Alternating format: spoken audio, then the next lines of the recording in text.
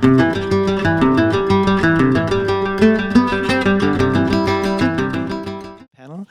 think we had quite a nice journey from the beginning, where I presented the last mile at the beginning at the destination, not that techy, but more of an idea, and then grabbed some information from how destination management can be changed in the when you use data for destination management, not only for the DMO but also for the visitors itself as a platform.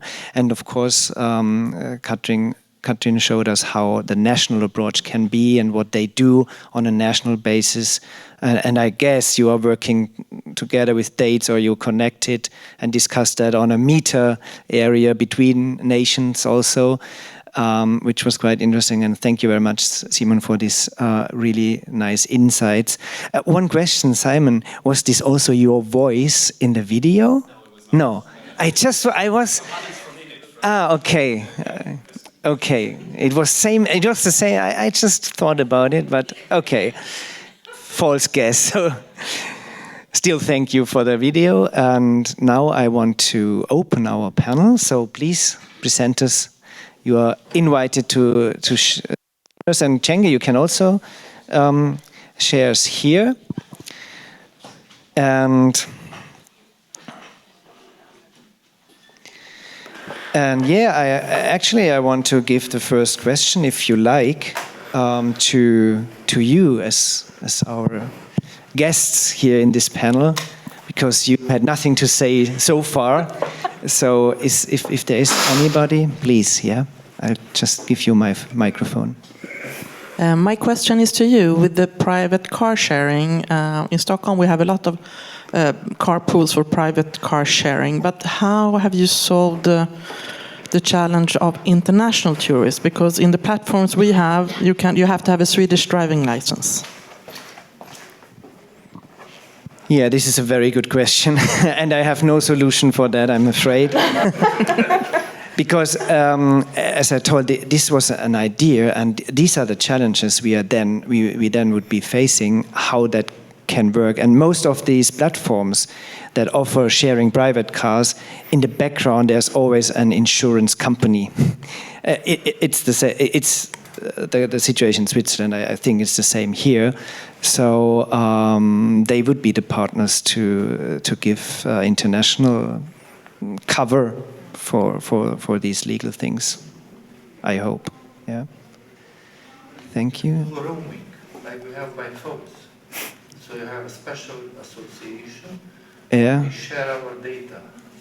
So if I go, for example, in Stockholm, I have. Can you make Yeah. I'm sorry. Yeah. So my proposal is, Matija Žarakovic from Slovenia. My proposal is to have like roaming we have with the phones. So you have a special association connecting car sharing companies, and you just exchange data. So when I come to one country, I don't know, in Sweden, and I use a car sharing system in Slovenia, and I'm well known as a good driver, so I can use the car in Stockholm as well. Yeah, thank you very much. It can be a solution, and actually it's about what you were talking about, standardization of data. Yeah, yeah. Because roaming or connect data only works when the data is standardized. Yeah. But I also believe it has to do with incentivization. So providing a technology framework for that is one thing, but then you have to get people to actually use it. And that's where it gets really interesting. We did a study last year where we focused on how we can incentivize sustainable behavior in destinations, especially climate-friendly behavior. And it turns out that we're back with the cognitive dissonance, the attitude behavior gap, where everybody claims that sustainability is really important to them and that climate protection is really important to them. But when they actually end up making decisions, they base that on very different factors, and the biggest factor is actually still money. So in a way, you have to make it a situation where you can, first of all, make money through offering your car for car sharing, and then we can save money when you start using that. Otherwise, people will not make decisions because it's the sustainable decision. That's the unfortunate truth. People make decisions based on money and comfort. Yeah, that connects actually to one question I have in mind or I asked myself for Katrin, because you shared us, how you get insights, and you shared about this Instagrammable place in Austria. But what do you think? How can we really stop people going there? Is there any solution? And you started. We have to nudge them. We have to give them, some benefits for doing that. What's your thought about that? Can we stop them going there? Well, it's more the question: is it really our mission to stop them, or is actually at the moment a change behavior happening anyhow? I mean, honestly, if I look at myself, I would rather discover hidden gems than the things that everybody has seen already. And I do believe that there is at least a slow shift happening from getting away from that been there, done that mentality. And of course, you will always have the people going there for that very reason. But I do think that there are also people who are actually not going there because others are going there. So I do believe you have both target groups, and you have to have an offer for each and everybody. And then you automatically stop people from going there without the intention actually telling people what not to do, because that's not really how you are supposed to work. Yeah, we also saw that in your slides. With it would be not so nice if there were only signs that say you are not allowed to go there, or it's forbidden to pass here. Of course, thank you. Other questions there from the back? Yeah. Come to you. Wow. Hi guys, great. Frederick from Sweden here, another Swede. We're doing a project at the moment where we're looking into how can we change the behavior if we have the data. What tonality should we use? What is the timing? Because we find that many, even if they have the data that it will be crowded, they still go because that's what's on their bucket list for the vacations. Have you done any research of that? It's like what tonality, what timing should you use? Should you use it during the planning phase or when they are arriving at the airport? Or is there any data on that one?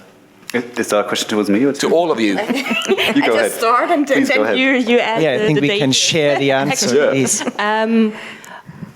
Well, I do believe, and that's also what I just meant before, that it's actually making recommendations much better than telling them, no, don't go there at that very time, but maybe suggesting other times, also based on what's actually possible. So once again, using public transportation timetables and so on to really actually make the effort. And I do believe that it's good to have it already in the planning and inspiration phase and not on the very short notice, so not having like a pop-up message on your phone on that very day. Well, you were Googling this and that hotspot very often. Don't go there before 4 p.m. because it's going to be too crowded. I don't think that that's actually what travelers like to hear or to read when they're already on the spot. So I do think you have to already implement your recommendations in a very friendly, authentic way during the planning phase. But yeah, it's a challenge. So I feel you, and we are all at the same spot. Yeah. I'm just looking. Do you have any That is my general gut feeling also, but we are actually wanting pure scientific data. What does work and what doesn't? Now it's your turn. Thank you. I can come back to you on that next year. So we just applied for a research project. Actually, this is literally the question and we all that we heard have for the that research. now. So next year. Well, send that to the funding organization. They haven't given us the acknowledgement yet. But no, we're actually, also have gut feelings. We have some data, but we've never structurally analyzed it because it's too limited and we need more data sources for that. But this is a very, very important question also for us. One thing that we have proven in a different research project is that consistency is absolutely key.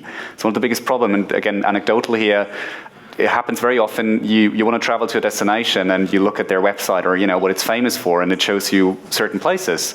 And of course, that's why you want to go there. And then you arrive in the destination and they tell you, oh, it's overcrowded, you shouldn't go there. right? That's a frustrating experience because that was the reason you came in the first place. So what's important is that you communicate things right from the beginning that will then be consistent through the end of the customer journey, all the way to after the trip when people should be encouraged to share their experience, right? Because that's how you create consistency and that's how you create an individualized experience.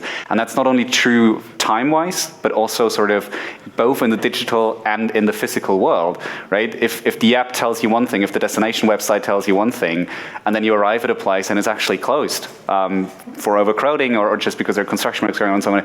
Again, very frustrating experience, and that leads to people then also behaving unsustainably because it might make them bend the rules a little and say, well, it's technically closed, but I could still go in there, or oh well, then I'll do something else. I'm frustrated, so I'm not going to be as considerate in my behavior in the destination. So consistency, I think, is more important than the actual point in time when you reach a traveler. It's more about making sure that they get consistent messages throughout the customer journey. Yeah, before I connect to another question, I want to ask you, Julia or Cenge, about the same topic, because you mentioned that there was a test version in the Tokai wine region. Yes. Did you discover some solutions for that? Or maybe another question, which were the main challenges when you tested the system in real life of a traveler, and which challenges or topics occurred there, and what did you change since then in the system, or is there some insights about that? Cenge?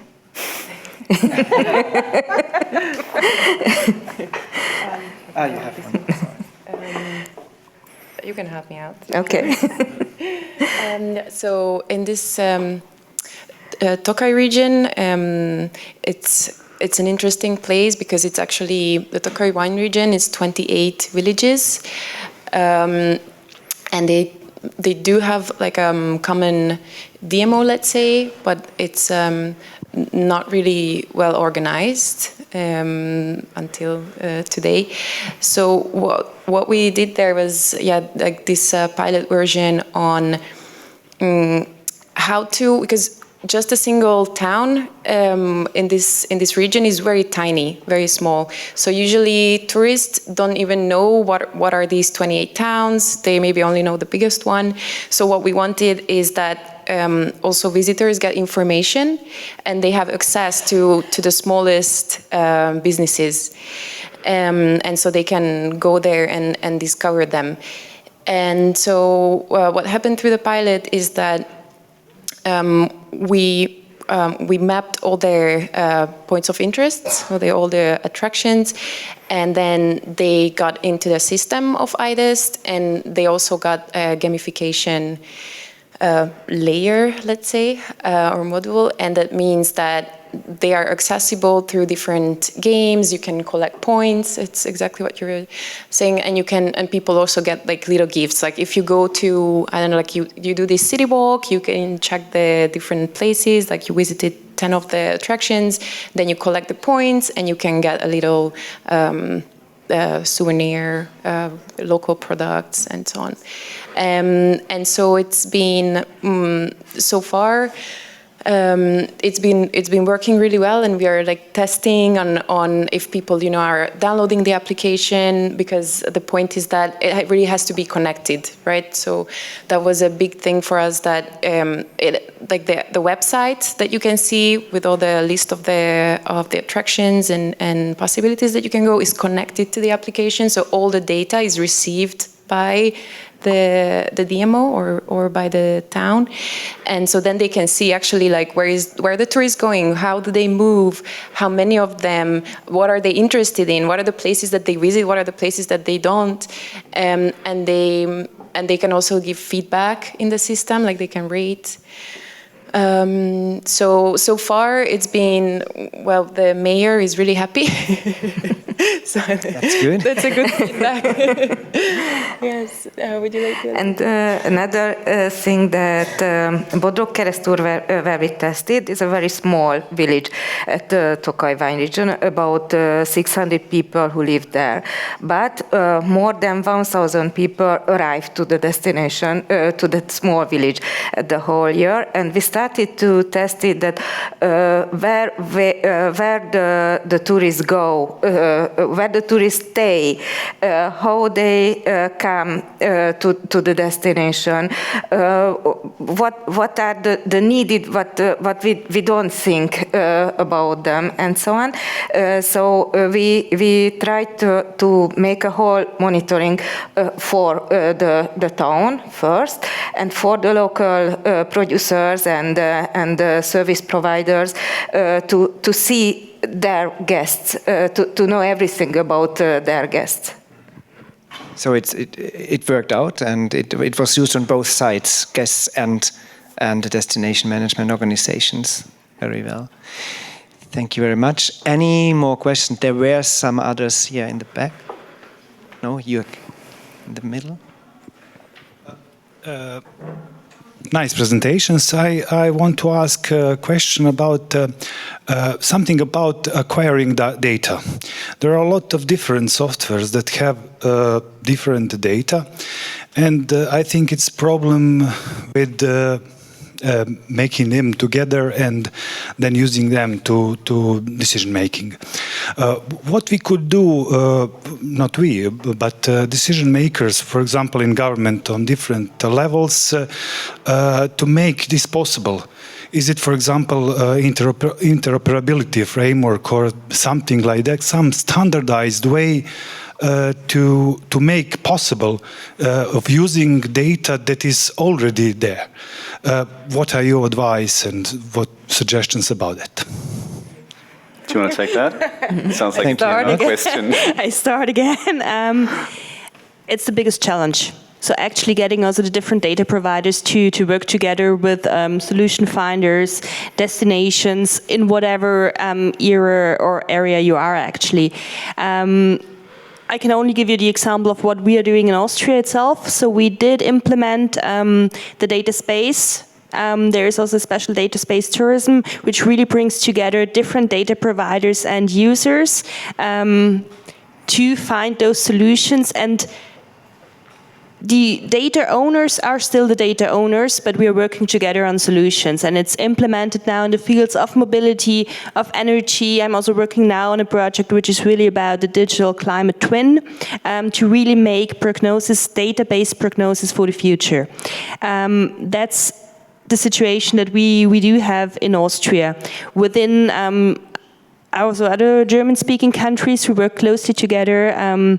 The DATES initiative is nothing that I heard now for the first time. So, and we are also in working groups based on German's ODTA together with other German-speaking national tourist offices and also DMOs to really standardize also here the cooperation, simply because we are all sitting in the same boat. But it takes time. And it takes lots of dialogue and lots of convincing arguments, because especially the ones having the data don't really see the necessary step to share it also. So yeah, convince them. But it's not easy, and it's not working from one day to the other. Maybe there's something I can add to that, because you mentioned policymakers, and actually you have a lot more power than you think in that, and that is as simple as through laws, right? If a great example is, as a great destination manager recently said in a presentation, if you own the data, you can make a lot of money with that. So unless you force businesses and partners to make their data available in a structured format, they're not going to do it, because nobody's interested in that. And there's so many cases where, you know, a local government has a tender for you know, new parking lots and parking management systems, for example, and then they get a private company to do it for them. And then they let that company keep the data that they get there and sell that data again. It's public money. Why do you let them keep the data? It's reality. Make it, unfortunately. Make it a requirement in the tender that this has to be open data afterwards for an unlimited period of time. Full stop. And then ideally, you as a government also provide or fund, let's say, a data space like in Austria or in my home state of Bavaria, we have the Bayern Cloud, right? It's like a data space for, don't get me started on that. But, right, so like, if you also provide then a framework to connect these data sources for that, but first of all, you have to force them. They're not going to do it by themselves. Make them. Thank you very much. What's your opinion from Hungary? Are you connected? This is also a question from my side, because you were now talking about the German-speaking countries. DATES is an international project, I guess. Amadeus European was Commission. there. Yeah. You are also connected to these projects, or is there a meter somehow organization or project that is connecting all the initiatives? Yes, we want to connect. Yes, of course. So, if the question is yes or no, yes. Thank you very much. Yeah. I mean, throughout EU projects, also, I would say data managers are connected, also within the different countries, with regions within different countries, in a very open exchange. Especially when it comes to sustainability, there are now also more and more initiatives. The ETC is creating a working group, really focusing on sustainability. So things are happening slowly. Thank you very much. Time-wise, I think we have to round up this already.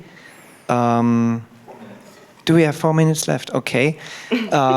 So when we have 4 minutes, I can take another question and then round it up, please.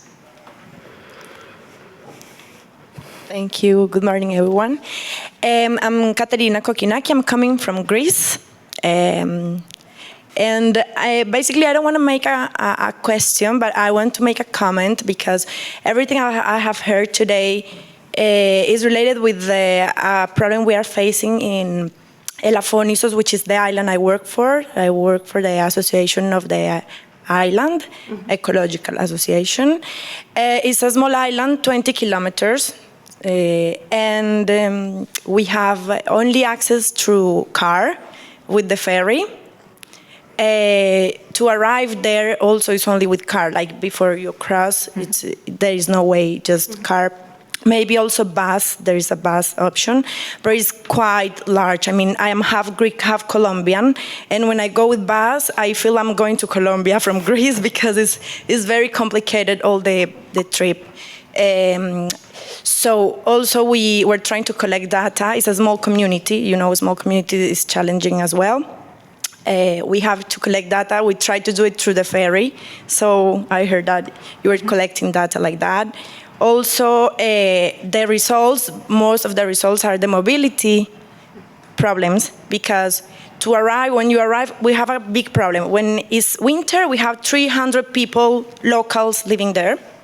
But we only have 2 months, which is the high season, which is July and August. Greek summer, the Greek summer dream, whatever. So you arrive there and you have to wait 2 hours so you can have access to the ferry. So it's like the Greek summer dream is 2 hours waiting. And of course the people are waiting there. They live waste, because they have to eat while they're waiting. Then once they arrive to the island, they have to park the car somewhere, right? So we have beautiful beaches. We are Natura 2000, and we have a lot of places that we cannot park, but they have to, because there is no more space, since the island is very small.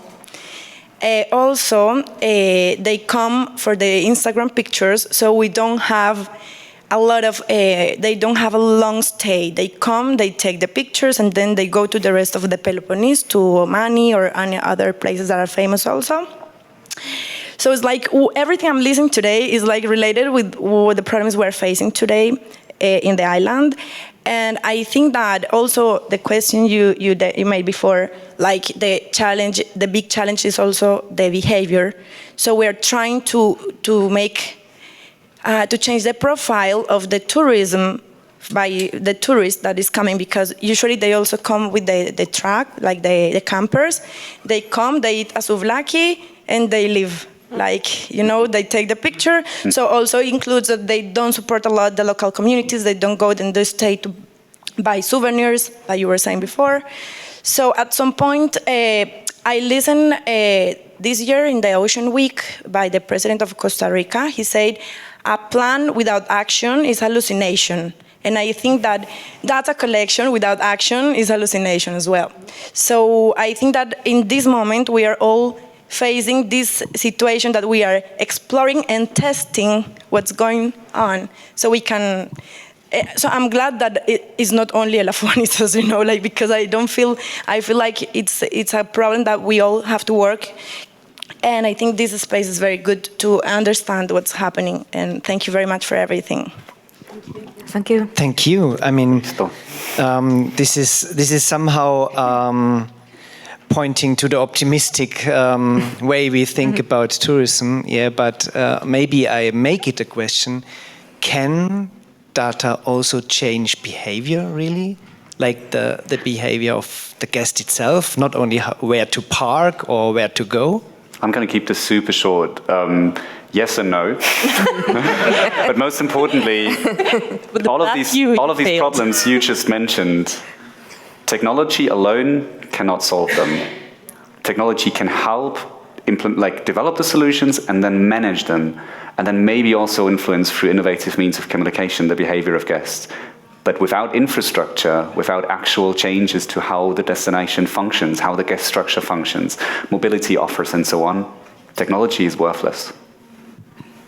So you are able to also enjoy the lunch time. I would say we make that a close-up. So thank you for your statement on that. And please, Katrin, and also Julia or Cenk or both, also your insight or your idea about this. How can data change behavior? final statement. Okay. No, I do believe that the only future is a sustainable future, and that's what we are working towards too, in collaboration, in exchange, and data is the basis for making things possible and maybe even making behavior changes in the long run, at least, because that's not happening from one day to the other, but we should never stop working on that. Thank you. Julia? Or Cenk, or both? Yeah, and I think what is really important also with data, it's when... okay. I don't know. is that we also, like, once we collect the data, it's what you were saying, it's hard enough, but then also for behavior change, I think that's also key to share the data back with the visitors, with the tourists, because that, you know, like, helps transparency. You communicate in a very clear way where our destination starts, what are our problems. So already people know before they arrive that, okay, we are struggling with over-tourism or we're struggling with certain kind of issues. So they're really clear. They know also the data from the tourism organization, like, okay, these are the things they have. So they know that they have also personal responsibility with their travels, with their travel choices. Great, thank you very much. So now, what is your final statement? Yeah. My final statement is that you have to start. Yeah, I will have one that we now share the lunch break together. You are hungry. If you like, you can meet us solar punks out there in the lunch break, and we discuss further on. And thank you very much for joining us. It was really interesting, also for me. I hope also for you, and have a nice further day. Thank you very much.